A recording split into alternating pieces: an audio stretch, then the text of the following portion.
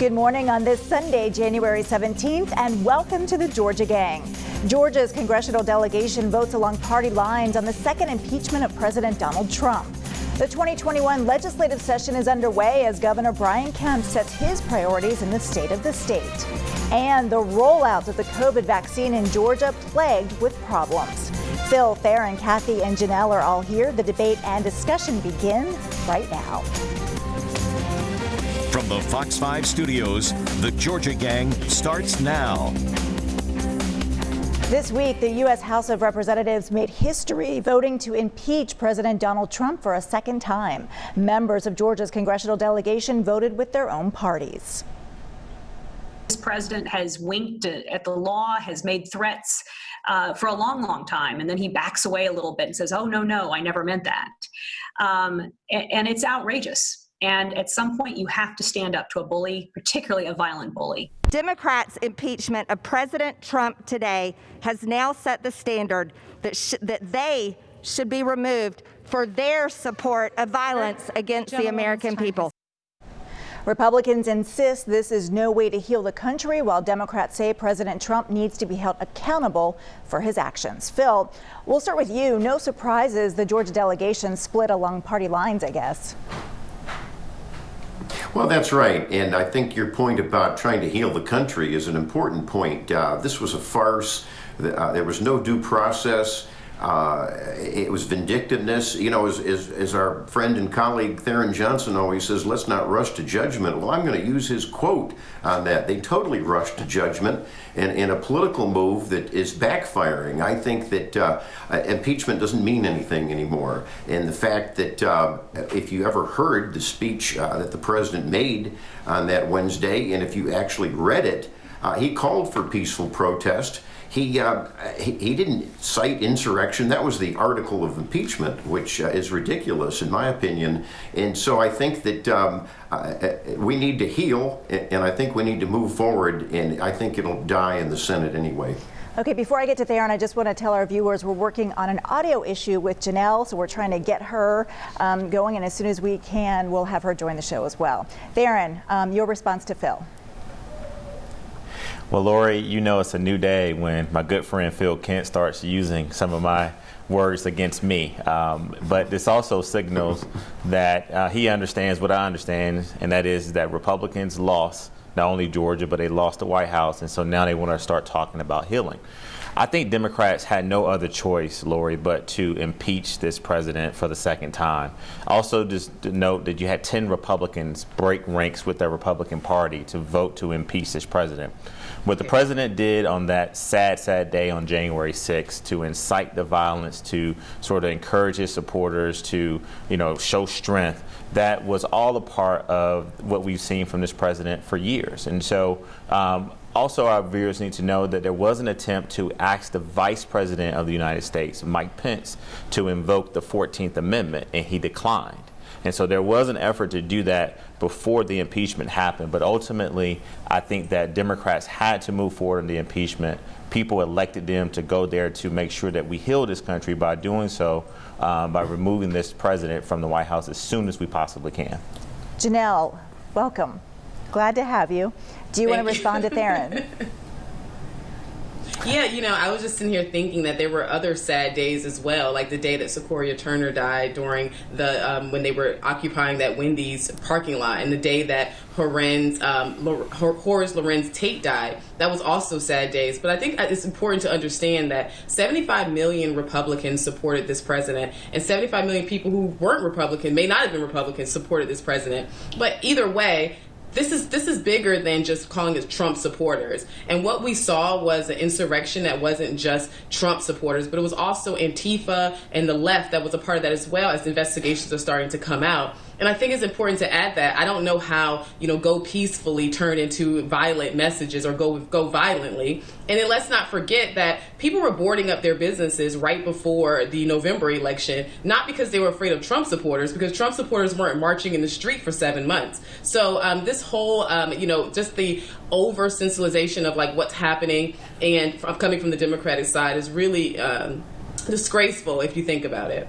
Kathy, I know you want to respond, but I also want to ask you this. An impeachment trial would suck up a lot of the attention as Joe Biden begins his first term as president. Do you think that would be good for Democrats? Well, I don't know if it would or it wouldn't, but I think it's an important thing to do. I think we need to try to bring some closure to Trump's administration and hopefully prevent him from ever running for office again, because I think the future is where the danger lies.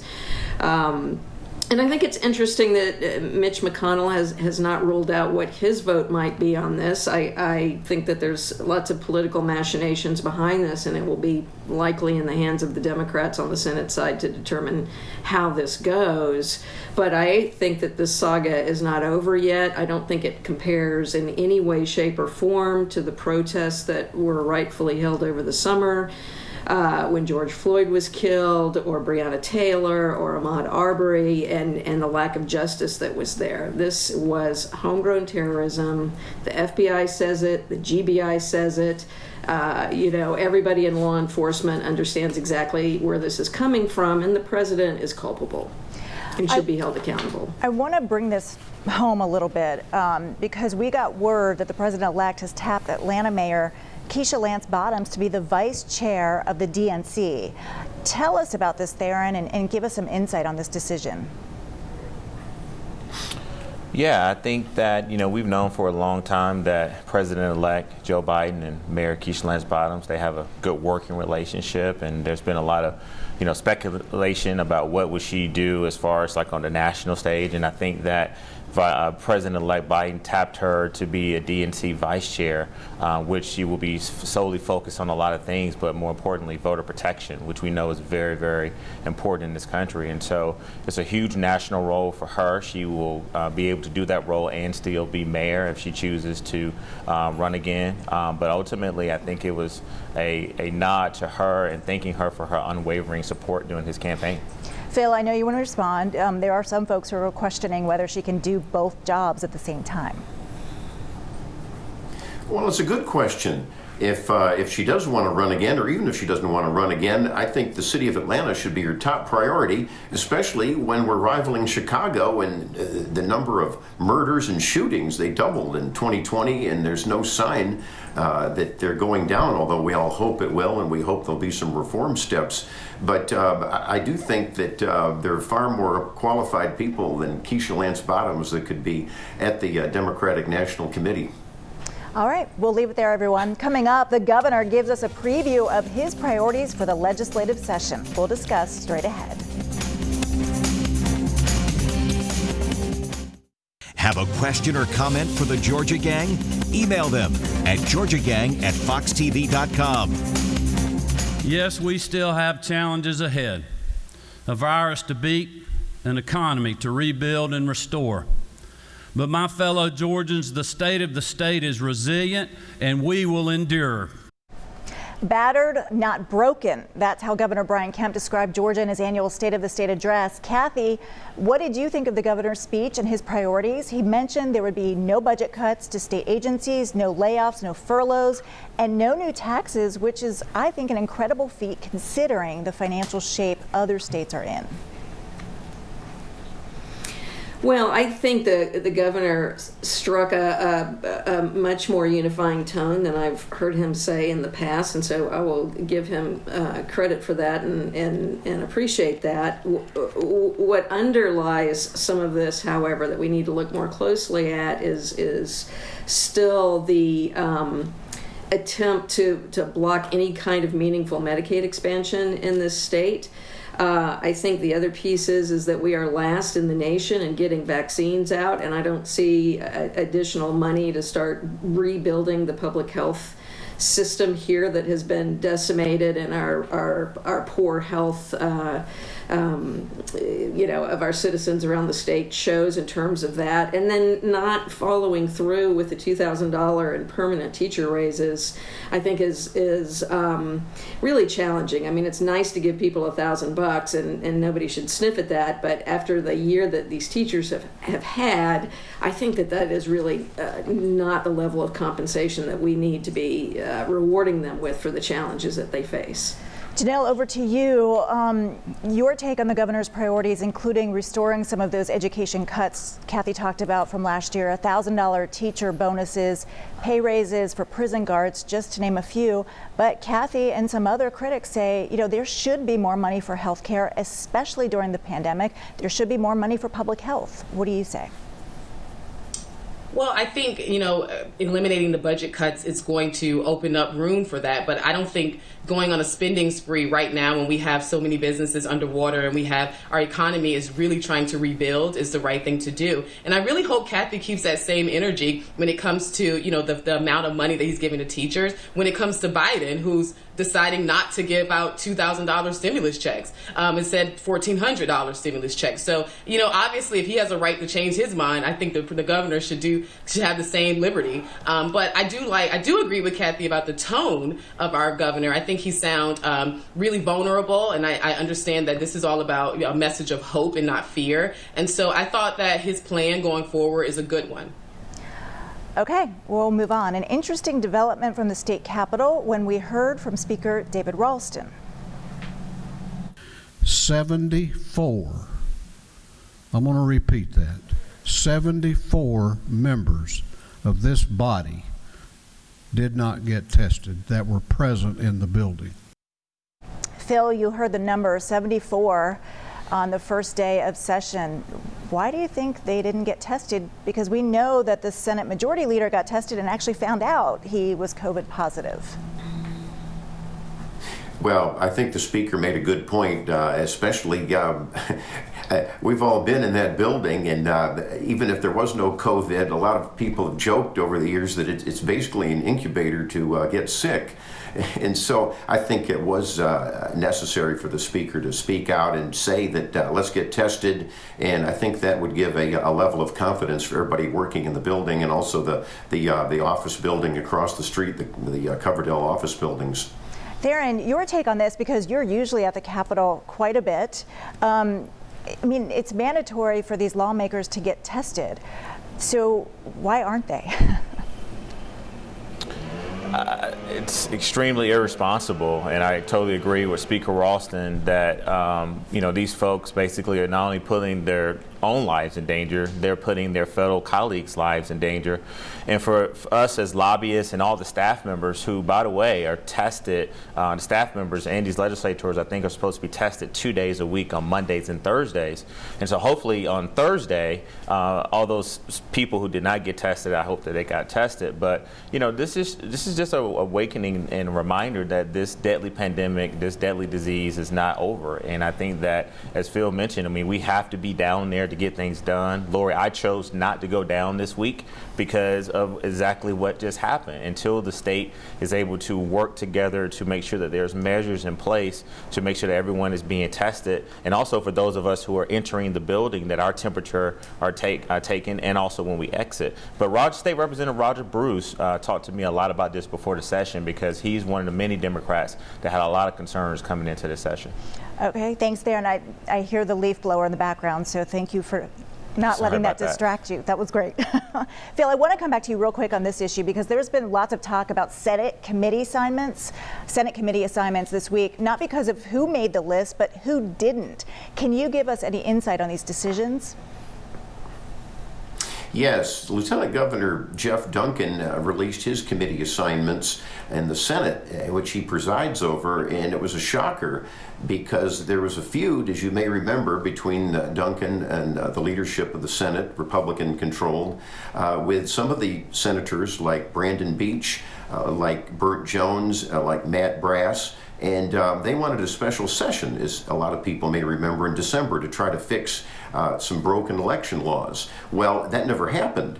What happens, Lieutenant Governor Duncan now gets vindictive and he removes Brandon Beach from transportation, he removes Jones from the insurance, and he removes Brass from the reapportionment committee. These are fine lawmakers. In fact, I'm particularly irritated with what happened with Brandon Beach over transportation. This guy is an expert and knows so much. He served on the State Department of Transportation Board. He just finished a good 2-year run with Representative Kevin Tanner on the Freight and Logistics Committee. He's shepherded massive infrastructure projects. It's hurting the state of Georgia, let alone his district, for the lieutenant governor just vindictively removing it. And it caused fractures in the Senate Republican caucus. Well, Kathy, I want to move on to another issue because Governor Kemp said this week that a priority for him would be to tighten these voter ID laws around absentee balloting. We have discussed this before, but just your take on the fact that this is potentially moving forward. It could move forward rather quickly. Yeah, it could. And I have to say this photo ID requirement that he's calling for people to submit basically a copy of their photo ID when they request an absentee ballot is just not going to fly. I mean, we can just look and see all of the places around Georgia where people don't have adequate broadband access to be able to upload a document and send it in, or people who don't have a copy. I mean, not everybody has a copy machine. It is really a barrier that is way too high. And remember, we still haven't found any cases of voter fraud using absentee ballots or any other mechanism in this state in this last election, despite many, many audits. So I think that he's sort of putting out the strongest thing he can think of to put out there, but I don't see it making it through the session. Janelle, Kathy described this as a barrier that's just too high for some. Your thoughts? Well, I mean, we now have the option of applying online, and everyone has a cell phone, so I'm pretty sure everyone can take a picture of their ID and upload it online like they do on Facebook and every other social media platform, so I don't think it would be a barrier. But let's not forget that these absentee ballots have been a major issue in this past election. I mean, we had so many more absentee ballots than we can even thought we would have. So obviously we have to rethink this process and look at it, and that's the only fair thing to do, is to look at it and make sure that we are tightening it up to make sure that we're having fair elections, that every legal vote is protected and every illegal vote is caught. All right, we'll leave it there. Thanks, everyone. Coming up, confusion and technical issues plaguing Georgia during the COVID vaccine rollout. We'll discuss straight ahead.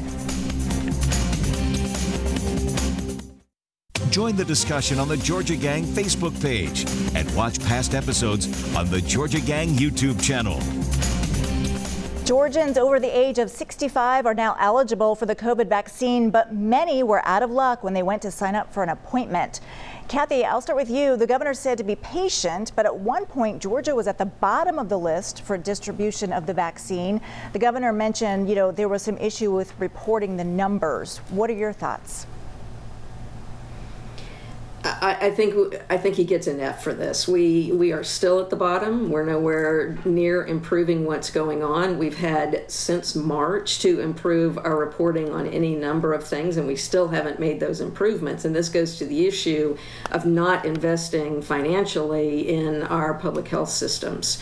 The fact that we have 159 counties, and some of them you have to call in and try to get a number and make an appointment. Some places you just got to dig around and hope the website hasn't crashed. This is just not the way to do it. I mean, the governor in our state public health system could be, accessing people's records to find out, who's 90 and over, who's 80 and over. That's what they're doing in Europe. They're going by decade, and they're contacting people and bringing them in. There are so many different ways that we could learn from other states that are doing a better job, and I just don't see that outreach going on. We've got the CDC here, we've got global logistics organizations, and I just think the governor should be making use of those. And if we continue to have reporting problems, then invest some money in the technology that will fix that.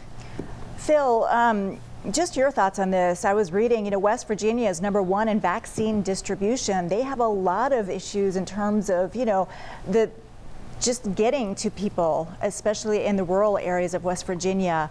What more can we do here to get this moving quicker? Well, I think that Kathy made some good points that we do need to invest more money in our public health system, and we need to target it properly. And you're making a good point about distribution. We talked about that last week. We're getting a little bit more, but I think this is where our congressional delegation comes in. Our 2 senators and our congressmen. This is a bipartisan thing, and the Army is distributing these vaccines, and of course they admitted that they've had some distribution problems to the various states. So, if I was a congressman, I'd be calling the Pentagon, and if I was the governor, I'd be calling and saying, what's going on with distribution? And hopefully the healthcare providers will be notifying people. And I'm hearing that we're gearing up finally. At least it's better than last week, but it's not where we should be. Janelle, just your thoughts on this. You know, the governor saying just be patient.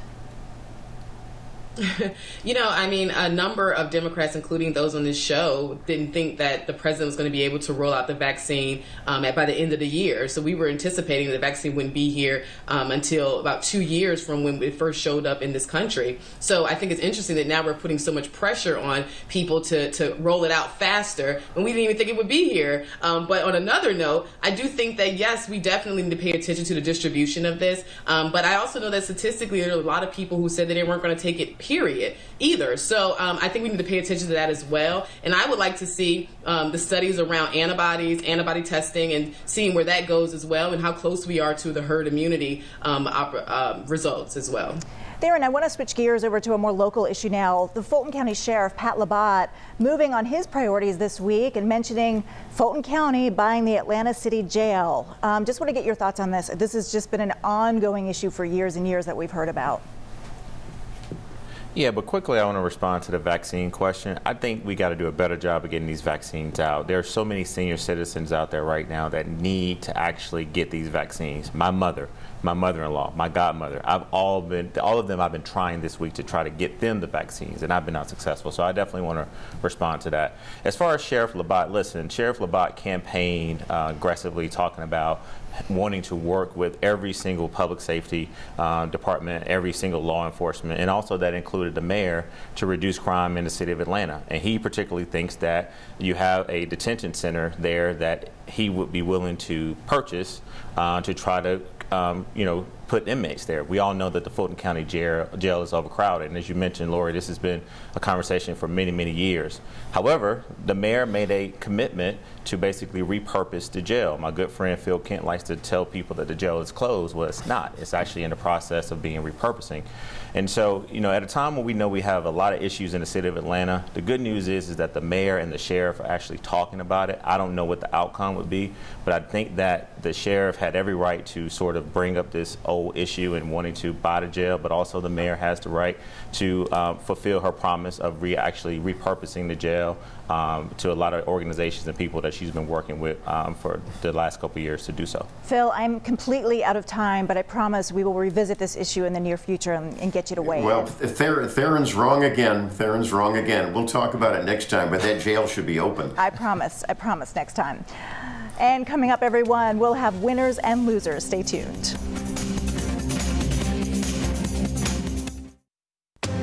Time now for the week's winners and losers. Phil, I'll start with you since I couldn't get to you last block. Well, my winner is going to be Sheriff Pat Labatt of Fulton County. He has come out with some good ideas, including keeping the jail open. It's on a. The mayor wants to close it. It's not closed fully, but there's only a few inmates in there, and to repurpose it would cost untold millions. And so I'm glad he's doing that idea. And I've got another Democrat Fulton County office holder I want to make a winner of, and that's the new DA, Fonnie Willis. She gave a great speech at her swearing in talking about aggressive prosecution for lawbreakers and respect for the police. And I don't hear that much from City Hall. And I've got a winner who a lot of us on the panel, I think all of us know, is Joan Kirchner. She served 20 years up in D.C. as chief of staff for 3 senators. I think it's a great record. Okay, Kathy, over to you. Thanks. I'm going to make my loser Attorney General Chris Carr. He is head of the Republican Attorney General Association, which sent out robocalls encouraging people to stop the steal, if you will. It's hard for me to imagine that an association that would do something like that would not be checking in with their board chair. But he spent much of his term politicizing things like trying to dismantle the Affordable Care Act and other things that will come out. He'll face a lot of challenges. The winners for me are the women of of the Georgia Senate. Gloria Butler, I want to recognize as becoming the first female Senate minority leader. She's going to do a great job. She's a wonderful person. State Senator Kim Jackson, who just got elected as the first openly gay state senator in the state. And Jen Jordan's comments this week were exceptional. Try to find them and listen. All right, Janelle, time's a ticking. I got a minute 20 in this show. Okay, so my winner is the Greater Atlanta Oral Facial Surgery, who removed 4 of my wisdom teeth this week. I'm still a little swollen, you look great. But they did it in what felt like, thank you, and they did it in what felt like 3 seconds, so I definitely got to give them my winner. And then lastly, my loser is the Harvard students that's trying to pull diplomas from Republicans, such as war hero Representative Dan Crenshaw, simply because they don't agree with him politically. It's just disgraceful. Okay, Theron, over to you. I got about 45 seconds.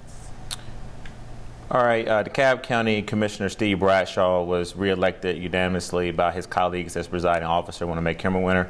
Also, Lori ran into Michael Newman, who's a fan of the show this week. Told him I would give him a shout out. And then lastly, want to give a big shout out to NBC Universal for launching the NBCU Academy, a new journalism program and development program at the campus of Clark Atlanta University. So President George Finch is doing a really, really good job over as our new president. Great, thank you. And I'll just say finally, in a sign of unity, something you rarely hear in politics anymore, unity. Republicans and Democrats are coming together under the Gold Dome to remove the statue of Alexander Stephens from the Capitol and replace it with one of the late Congressman John Lewis. Thanks, everybody. We'll see you again next week.